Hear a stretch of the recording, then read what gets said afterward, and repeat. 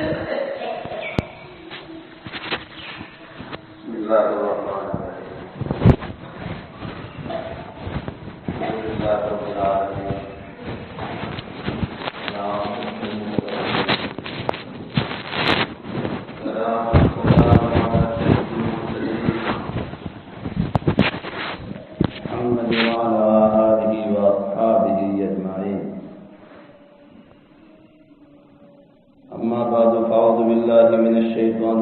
بسم الله الرحمن الرحيم.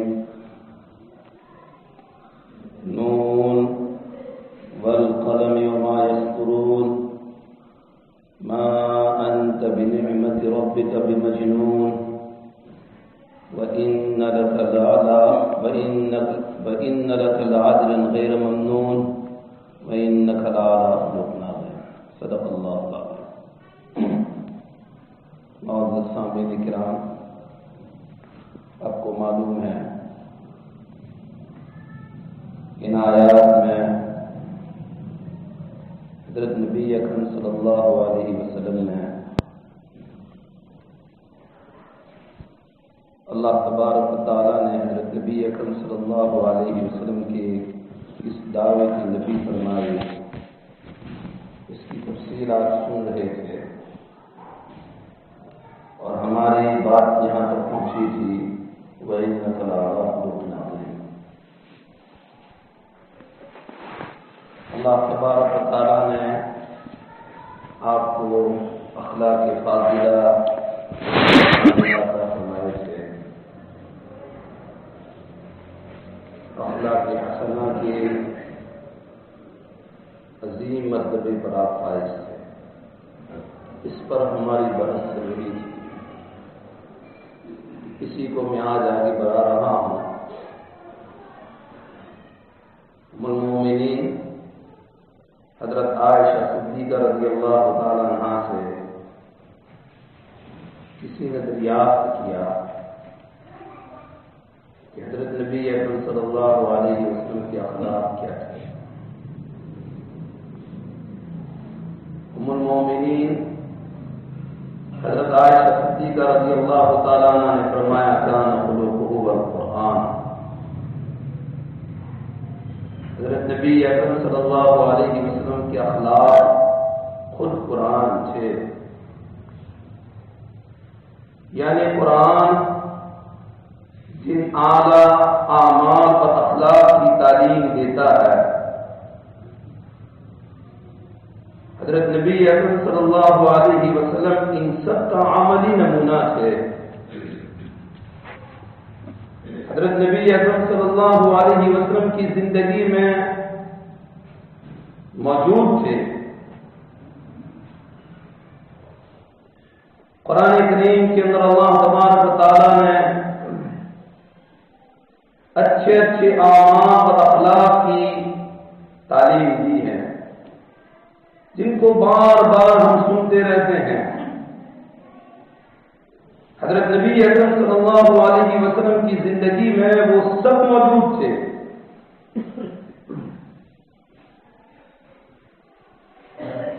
ایک دوسری حدیث میں ام المومنین حضرت عائشہ رضی اللہ تعالی عنہ حضرت نبی اکرم صلی اللہ علیہ وسلم کی اخلاق فاضلہ اور کاملہ کو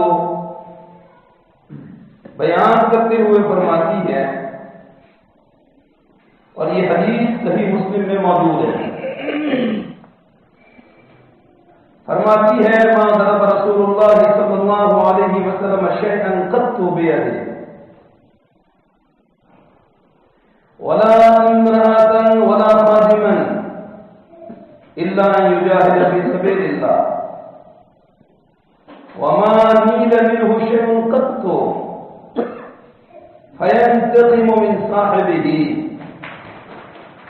إلا أن ينتهك شيء من محارم الله فينتقم لله. ام المومنین حضرت عائشہ صدیقہ رضی اللہ تعالیٰ عنہ فرماتی ہیں، حضرت نبی اکرم صلی اللہ علیہ وسلم کی اخلاق فاضلہ اور کاملہ کو بیان کرتے ہوئے ما ضرب رسول اللہ صلی اللہ علیہ وسلم شیئا قط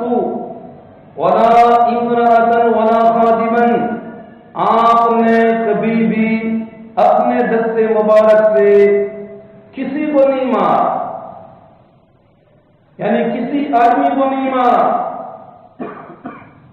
یعنی زندگی میں کبھی ایسا نہیں ہوا کہ کسی آدمی سے کوئی غلطی ہو گئی ہو، اس سے کوئی بد اخلاقی اور بدتمیزی اور گستاخی ہو گئی ہو اور حضرت نبی اکرم صلی اللہ علیہ وسلم کو اس پر غصہ آ گیا ہو اور آپ نے اس آدمی کو مارا ہو، آپ نے اس پر اپنا ہاتھ اٹھایا ہو، زندگی میں کبھی ایسا نہیں ہو،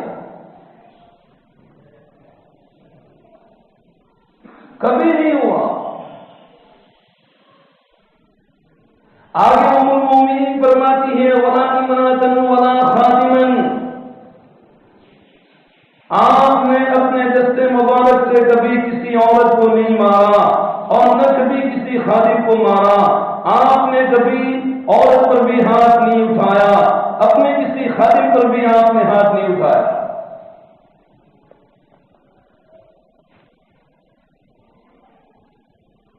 ان کی طرف سے کوئی غلطی ہو گئی ہو اور آپ نے مارا ہو، کبھی نہیں ہوا۔ خاص طور پر ام المومنین عورت اور خادم کا ذکر کر رہی ہیں، ان دو کا ذکر اس لیے فرما رہی ہیں کہ عام طور پر معاشرہ میں ان دونوں کو کمزور سمجھا جاتا ہے، عورت کو اور نوکر چاکر کو، خادم کو نیز انسان کی عام زندگی میں زیادہ تر واسطہ انہیں سے پڑتا ہے، زیادہ تر واسطہ ہمیں اپنی زندگیوں میں عورت سے پڑتا ہے، خادم سے پڑتا ہے، لہذا ان کی طرف سے غصے اور ناراضگی کے مواقع بھی بہت زیادہ پیش آتے رہتے ہیں، لیکن حضرت نبی اکرم صلی اللہ علیہ وسلم نے کبھی بھی ان دونوں کی کمزوری، ان دونوں کی لاچاری کا فائدہ اٹھاتے ہوئے کبھی آپ نے ہاتھ نہیں اٹھایا، کبھی آپ نے نہیں ستایا ان کو۔ عام طور پر لوگ ان دونوں کی کمزوری اور ان کی لاچاری کا فائدہ اٹھاتے ہوئے ان کو ستاتے ہیں، ان کو مارتے ہیں، لیکن حضرت نبی اکرم صلی اللہ علیہ وسلم نے کبھی ایسا نہیں۔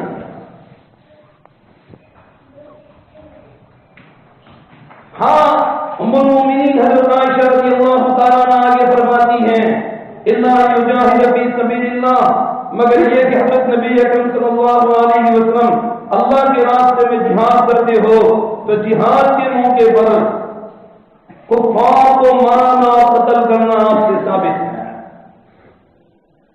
اللہ کے دشمنوں کو قتل کرنا آپ سے ثابت ہے۔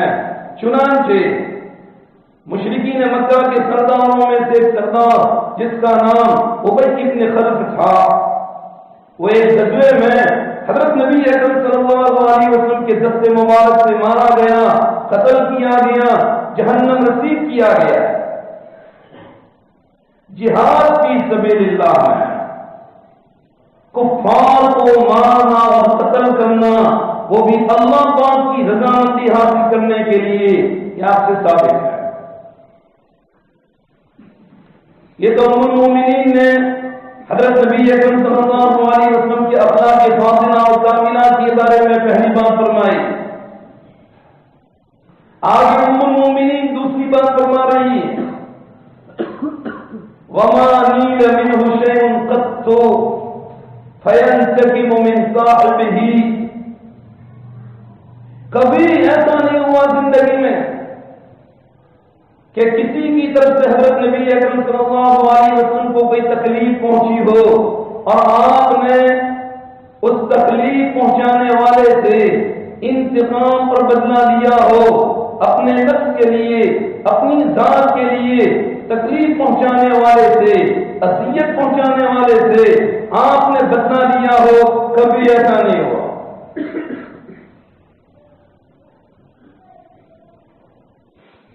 ہمیں کسی کی طرف سے کوئی تکلیف پہنچتی ہے، اذیت پہنچتی ہے تو ہم میں رہتے ہیں، کبھی موقع ملا تو ہم بدلہ لے لیں گے۔ حضرت نبی اکرم صلی اللہ علیہ وسلم کی اخلاق نہیں تھے۔ ام المومنین حضرت صدیقہ بنت صدیق رضی اللہ تعالیٰ عنہ فرما رہی ہیں کہ کبھی ایسا نہیں ہوا کہ کسی کی طرف سے آپ کو تکلیف پہنچائی گئی ہو اور آپ نے تکلیف پہنچانے والے سے اپنی ذات کے لیے بدلہ لیا ہو۔ ہاں الا ان ينتهك شيء من محارم اللہ، ہاں اگر اللہ پاک کی حرام کردہ چیزوں میں سے اگر کسی چیز کا ارتکاب کیا جاتا فینتقم للہ، تو حضرت نبی اکرم صلی اللہ علیہ وسلم اللہ پاک کی رضا کے لیے، اللہ پاک کے حکم کو بجا لانے کے لیے بدلہ لیتے تھے، اس آدمی کو شرعی سزا دیتے تھے۔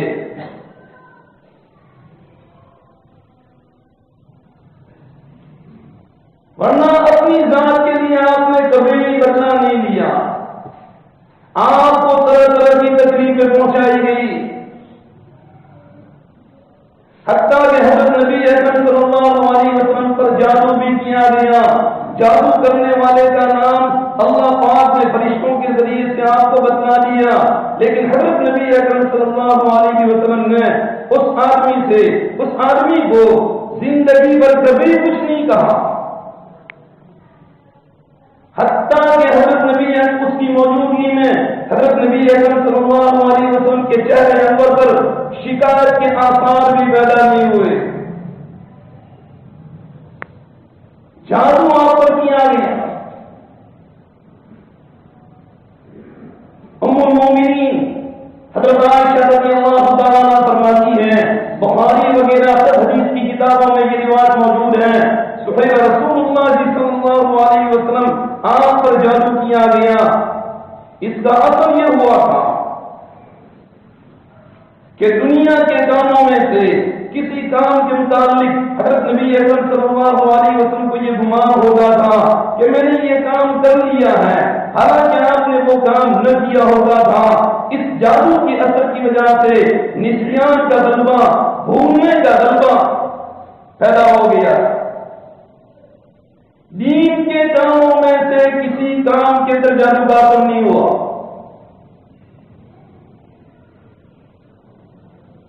حضرت نبی اکرم صلی اللہ علیہ وسلم بہت پریشان تھے، ایک مدت تک جادو کا اثر رہا۔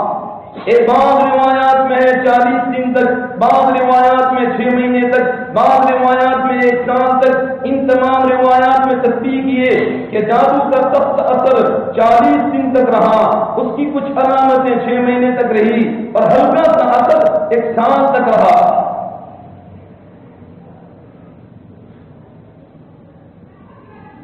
ام المومنین آگے فرماتی ہے، حضرت نبی اکرم صلی اللہ علیہ وسلم ایک دن میرے گھر تشریف فرما تھے، دعا اللہ فدعاہ، حضرت نبی اکرم صلی اللہ علیہ وسلم نے اللہ سے دعا فرمائی، پھر اللہ سے دعا فرمائی، یعنی اللہ پاک سے خوب دعائیں کی۔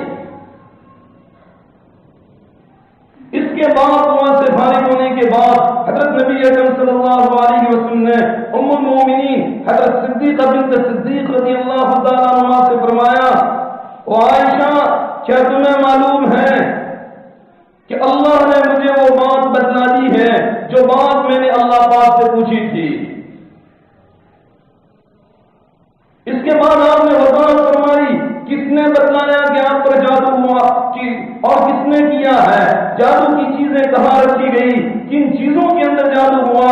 اس کے بعد اس کی تفصیل میں آپ نے فرمایا، 2 مرد میرے پاس آئے، یہ حقیقت میں فرشتے تھے لیکن مرد کی شکل و صورت میں آئے تھے، اس لیے حدیث میں رجلان کا لفظ آیا ہے اور بعض روایات میں ملکان کا لفظ بھی آتا ہے۔ ان میں سے ایک حضرت نبی اکرم صلی اللہ علیہ وسلم کے سرہانے کے پاس بیٹھ گیا، دوسرا آپ کے پاؤں کے پاس بیٹھ گیا۔ ان میں سے ایک نے دوسرے سے کہا، ما والرجل، اس آدمی کی تکلیف کیا ہے، اس آدمی کی بیماری کیا ہے؟ تو دوسرے نے کہا، مطبوع، اس آدمی پر جادو ہوا ہے۔ تو پھر پہلے آدمی نے پوچھا، من تقوہ، کس نے اس آدمی پر جادو کیا ہے؟ تو دوسرے نے کہا لبید ابن عاصم یہودی نے جادو کیا ہے۔ یہ منافق یہودی تھا، اصل جادو کرنے والی اس کی بیٹیاں تھی، اس کی بہنیں تھی۔ قرآن نے ان کو نفاثات سے تعبیر کیا ہے، لیکن حکم دینے والا یہی اس کا باپ تھا، لبید ابن عاصم یہودی، اسی نے جادو کا حکم دیا تھا۔ اس لیے حدیث میں فرمایا گیا لبید ابن عاصم یہودی نے جادو کیا ہے۔ پہلے نے پوچھا کس چیز میں جادو کیا ہے؟ تو دوسرے فرشتے نے بتلایا فی مشتن و مشاطن و جب طلعت ذکر، کنگھی میں جادو کیا ہے اور ان بالوں کے اندر جادو کیا ہے جو سر اور داڑھی کی کنگھی کرتے وقت گرتے ہیں، ان میں جادو کیا ہے، اور کھجور کے نر خوشے کے کھول میں جادو کیا ہے۔ فی مشتن و مشاطن و جب طلعت ذکر، پوچھا یہ جادو کی چیزیں کہاں رکھی ہیں؟ تو کہا بیر زروان میں رکھی ہیں، مدینہ کا ایک کنواں قبیلے بنو زریق کے کنویں کا نام تھا، تو پتھر کے نیچے دبائی گئی۔ دوسری تفصیلات جو ہیں، پھر حضرت نبی اکرم صلی اللہ علیہ وسلم چند صحابہ کو لے کر وہاں تشریف لے گئے، وہاں سے وہ چیزیں نکالی۔ بڑا خطرناک جادو حضرت نبی اکرم صلی اللہ علیہ وسلم پر کیا گیا تھا، حتیٰ کہ روایات میں آتا ہے کنویں کا پانی مہندی کی طرح سرخ ہو گیا تھا، اور کھجور کے جو ہیں کھجور کے خوشوں کے جو سر تھے وہ ایسا لگتا تھا کہ شیاطین کے سر ہو۔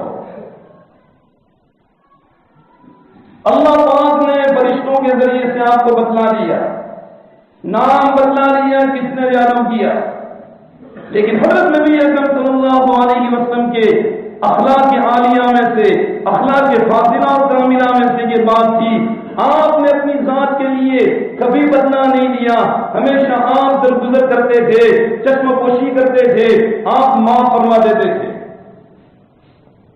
حضرت نبی اکرم صلی اللہ علیہ وسلم نے یہاں پر بھی لبید ابن عاصم کو زندگی پر کچھ نہیں کہا، آپ نے درگزر فرمایا، آپ نے کبھی اس سے کوئی بدلا نہیں دیا۔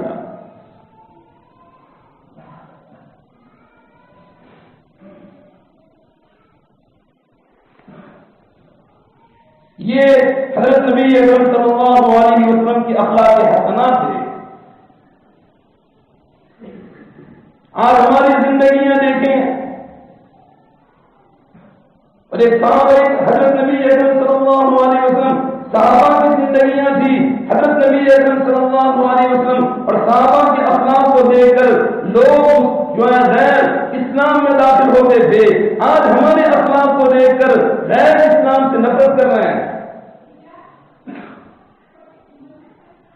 ہمارا حال کیا ہے ہم سب جانتے ہیں،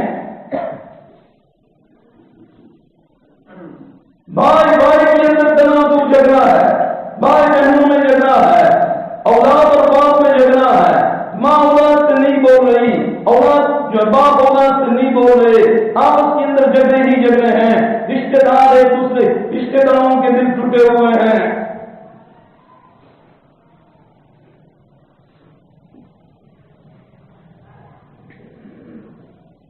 حضرت نبی اکرم صلی اللہ علیہ وسلم کے اخلاق فاضلہ اور کاملہ کا ایک اور واقعہ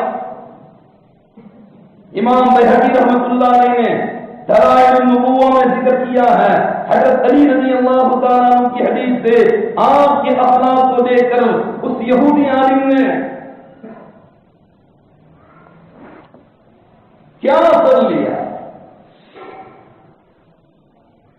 حضرت علی رضی اللہ تعالیٰ عنہ فرماتے ہیں ان یہودیا کان فلان حبر یقال له فلان حبر، ایک یہودی کو فلاں یہودی عالم کہا جاتا تھا۔ کان له علی رسول اللہ صلی اللہ علیہ وسلم دنانیر، اس یہودی عالم کے حضرت نبی اکرم صلی اللہ علیہ وسلم پر کچھ دینار قرضہ تھا، آپ نے اس سے کچھ دینار قرضہ لیا۔ اشرفیاں جن کو بولتے ہیں، سونے کے سکوں کو بولتے ہیں، درہم چاندی کے سکے کو کہتے ہیں۔ حضرت علی رضی اللہ تعالیٰ عنہ فرماتے ہیں فتقال النبی صلی اللہ علیہ وسلم، اس یہودی عالم نے حضرت نبی اکرم صلی اللہ علیہ وسلم سے اپنے قرضے کا تقاضا کیا، اپنے قرضے کا مطالبہ کیا۔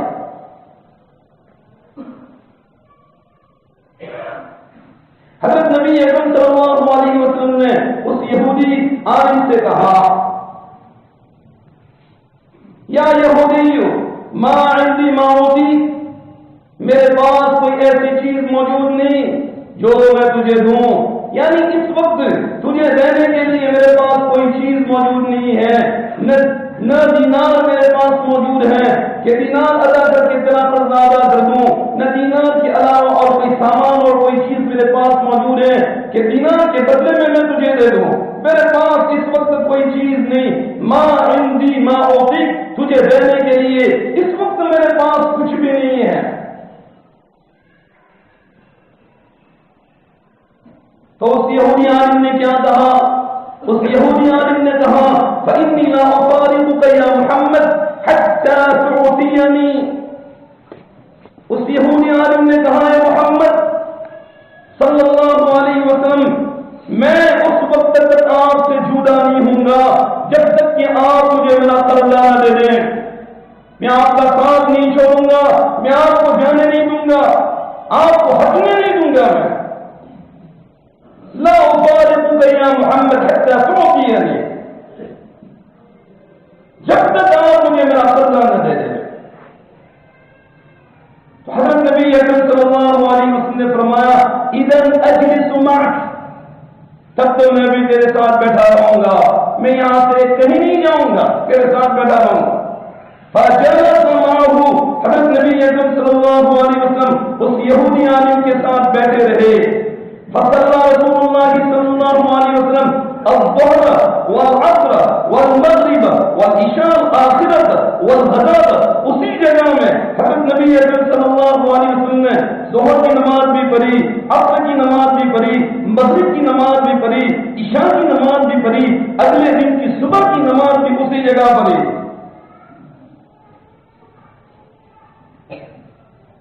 ایک جگہ کو پابند کر دیا، ایک جگہ بیٹھنے پر اس یہودی عالم نے آپ کو مجبور کر دیا، آپ بیٹھے رہے۔ آگے حضرت علی رضی اللہ تعالیٰ عنہ فرماتے ہیں وَكَانَ أَصْحَابُ رَسُولِ اللَّهِ صلی اللہ علیہ وسلم يَتَحَدَّثُونَهُ وَيَتَوَعَّدُونَهُ،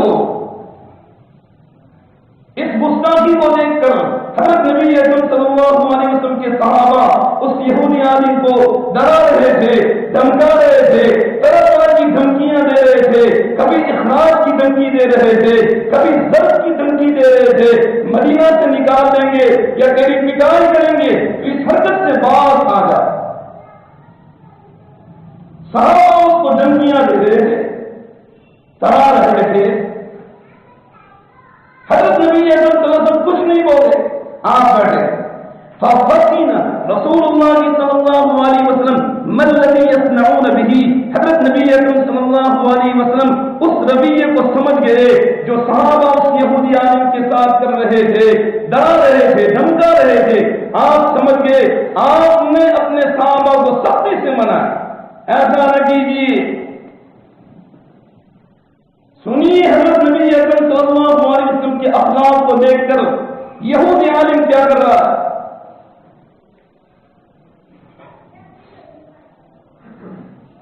صحابہ نے حضرت نبی اکرم صلی اللہ علیہ وسلم سے عرض کیا یا رسول اللہ یہودی یحبسک، ایک یہودی نے آپ کو پابند بنا رکھا ہے، ایک یہودی نے آپ کو اس جگہ پر بیٹھنے پر مجبور کر رکھا ہے، تو کیا ہم آپ کی اس گستاخی کو برداشت کر لیں گے؟ کیسے برداشت کر سکیں گے یہ یہودی آپ کے ساتھ اس طرح کی گستاخی کرنا؟ حضرت نبی اکرم صلی اللہ علیہ وسلم نے اس کے جواب میں ارشاد فرمایا منعنی ربی ان اظلم معاہدا او غیرہ میرے پروردگار نے مجھے منع فرمایا ہے کہ میں کسی ذمہ یا اس کے علاوہ پر ظلم کروں. اس کا حق ہے، اس کا قرضہ میرے اوپر ہے.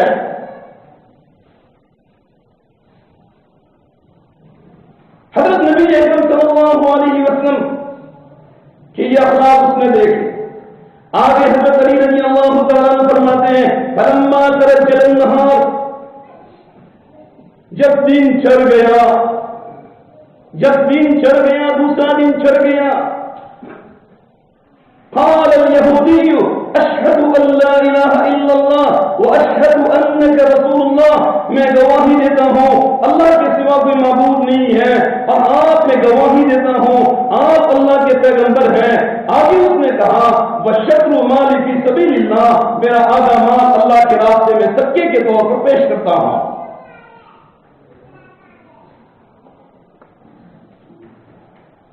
اس کے بعد اس نے کیا کہا وہ سنو.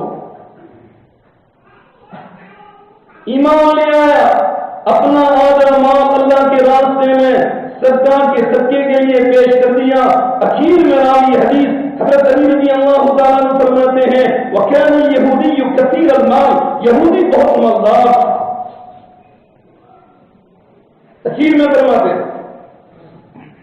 اس کے بعد اس نے حضرت نبی اکرم صلی اللہ علیہ وسلم کو خطاب کرتے ہوئے اور آپ کے واسطے سے موجود صحابہ سے ایک بات جو ہے کہی.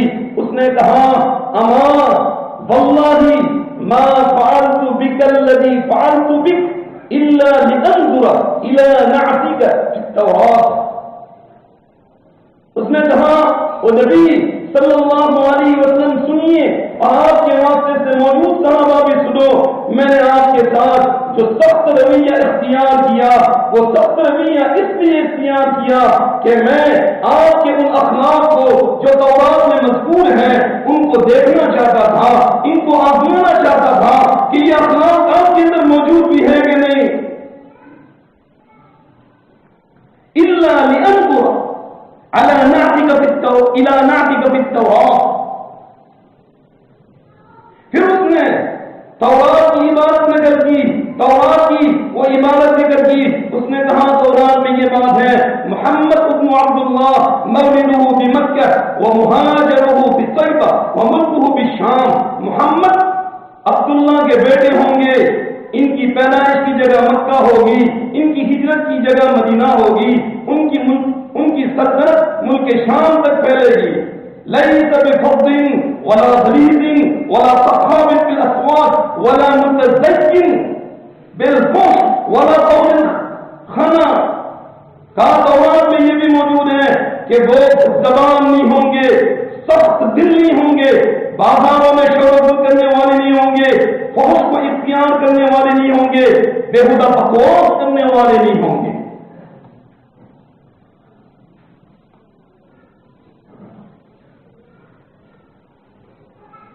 تورات میں حضرت نبی اکرم صلی اللہ علیہ وسلم کی اخلاق موجود. بس زبان نہیں، سخت دل نہیں. یہ نہیں کہ کسی سے ناراضگی ہے، کسی سے کوئی تکلیف پہنچی ہے تو ہم بس زبانی اختیار کریں، بد اخلاقی کا ثبوت پیش کریں. شریعت میں اس کی اجازت نہیں ہے. حضرت نبی اکرم صلی اللہ علیہ وسلم کے اخلاق دیکھیے.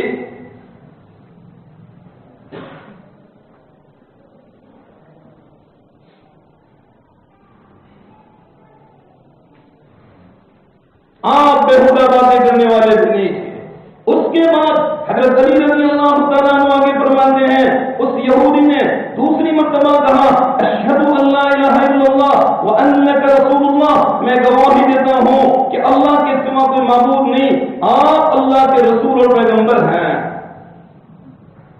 مکرر اس نے گواہی دی.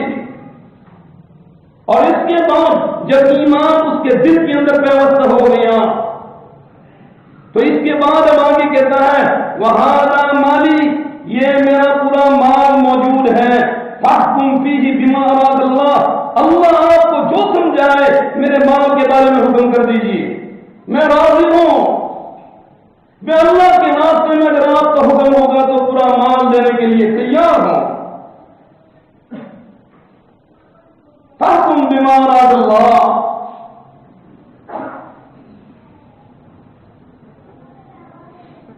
زبان سے، اپنی زبان سے بھی کبھی کسی کو تکلیف نہ پہنچائے، حتیٰ کہ اپنے کسی اشارے سے بھی کسی کو تکلیف نہ پہنچائے. حضرت نبی اکرم صلی اللہ علیہ وسلم کی عادت شریفہ یہ تھی، آپ ہمیشہ اپنوں کو بھی غیروں کو بھی معاف فرماتے تھے. جب جو ہے ان سے اب اور درگزر کا معاملہ کرتے تھے. یہ بہت بڑی جو ہے انسان کے اندر صفت ہوتی ہے. اس صفت کو دیکھ کر سامنے والا آدمی بہت متاثر ہوتا ہے. یہودی عالم حضرت نبی اکرم صلی اللہ علیہ وسلم پوری رات بیٹھے رہے اور ظہر کی نماز بھی ایک جگہ، عصر کی نماز بھی ایک ہی جگہ پر حضرت نبی اکرم صلی اللہ علیہ وسلم کو پابند کیا گیا. لیکن حضرت نبی اکرم صلی اللہ علیہ وسلم نے کچھ نہیں کہا، بلکہ حضرت نبی اکرم صلی اللہ علیہ وسلم کے تحمل اور برداشت اور اخلاق فاضلہ کے ایک اور عجیب واقعہ حدیث کی کتابوں میں یہ ملتا ہے، جس کا ذکر انشاءاللہ میں آئندہ کروں گا. ابھی وقت ہو چکا ہے. میں اللہ تبارک و تعالیٰ سے دعا کرتا ہوں، اللہ تبارک و تعالیٰ حضرت نبی اکرم صلی اللہ علیہ وسلم کے اخلاق فاضلہ اور کاملہ